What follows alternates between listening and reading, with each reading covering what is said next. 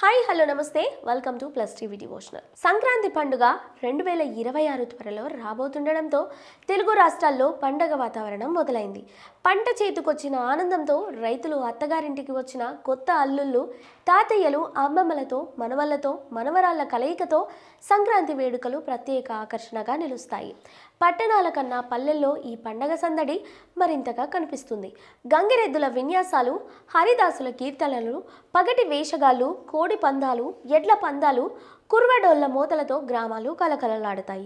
3 రోజుల పాటు భోగి, సంక్రాంతి, కనుమ పండుగలను సంప్రదాయబద్ధంగా జరుపుకుంటూ ప్రతి ఇల్లు రంగుల హారమిలులా మారుతుంది. ముత్యాల ముగ్గులు, గొబ్బెమ్మలు, బొమ్మల కొలువులు, పతంగుల ఆటలు ఈ పండగ ప్రత్యేకతలు. భోగి పండుగతో సంక్రాంతి సంబరాలు ప్రారంభమవుతాయి. ఈ రోజున సూర్యుడు ధనుస్సు రాశి నుంచి మకర రాశిలోకి ప్రవేశించడాన్ని మకర సంక్రమంగా భావిస్తారు.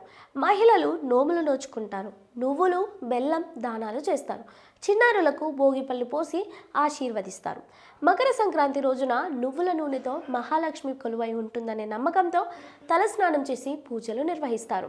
ఇక కనుమ పండుగను పశువుల పండుగగా జరుపుకుంటూ ఏడాది పొడవునా రైతులకు సహకరించిన పశువులను అలంకరించి పూజిస్తారు. సూర్యుడు శని అనుబంధానికి ప్రతీకగా, భగీరథుడు గంగను భూమిపైకి తీసుకొచ్చిన దినంగా కూడా సంక్రాంతికి పురాణ ప్రాముఖ్యత ఉంది. ముగ్గుల సంస్కృతి, గొబ్బెమ్మల పూజతో సకల శుభాలు కలుగుతాయన్న నమ్మకంతో తెలుగు ప్రజలు ఈ పండుగను భక్తి ఆనందాలతో ఘనంగా నిర్వహించుకుంటారు.